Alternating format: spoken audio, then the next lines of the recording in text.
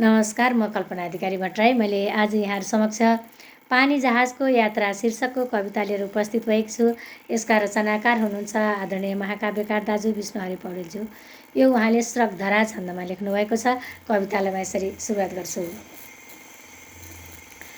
के होला यो अनौठो तह तह तखता उच्च दे दीप्यमान अग्लो थुमको स्वयम्भू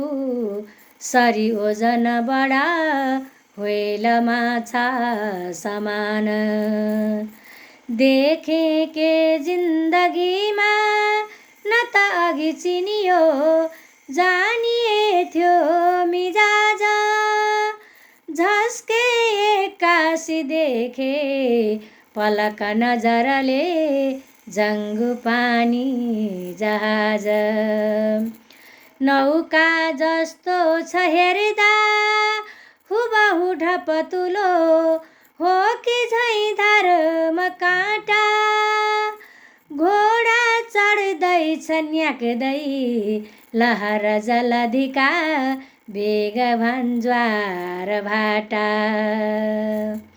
थाक्दै थाक्दैन रातो दिन चलिरहने वायु झैँ एक नासा पाँचौँ ठुलो छ दर्जा क्रुज जलचर हो सक्कली राजहाँस कोठा मात्रै हजारौँ भरपुर सुविधा युक्त छन् 17 तल्ला विद्युत सोपान चल्छन् द्रुततर गतिमा सुन्न पाइन्न हल्ला खाने खेल्ने टहल्ने टिकटक गरया बिस्तरामा रमाऊ सामुद्री छेउ रोजी टहली अथवा गाउँदै मुस्कुराऊ जसको भित्रै छ पौडी दह उपवनया खेल व्यायामशाला भन्सा भण्डार धोबी घर हल सिनेमा आदि छन् स्नान नाला भट्टी छन् बारुणीका परिसर छ जुवा खेल्न छन् व्यस्त ताती यात्री सङ्ख्या 80,000 अझ अधिक अहो चेहरा भाँति भाँति यात्रा सप्ताह व्यापी भ्रमण जलधिमा मेक्सिको आसपास कोस्टा माया डुलेथ्यौँ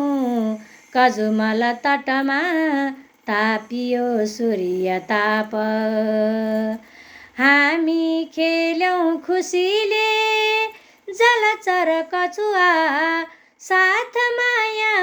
बसाई माछा भेटेर हाम्रो मन चुला बुलियो हातले छोप्नलाई नौका के भन्नु रानी महल सरी थियो ऐसा आरामदायी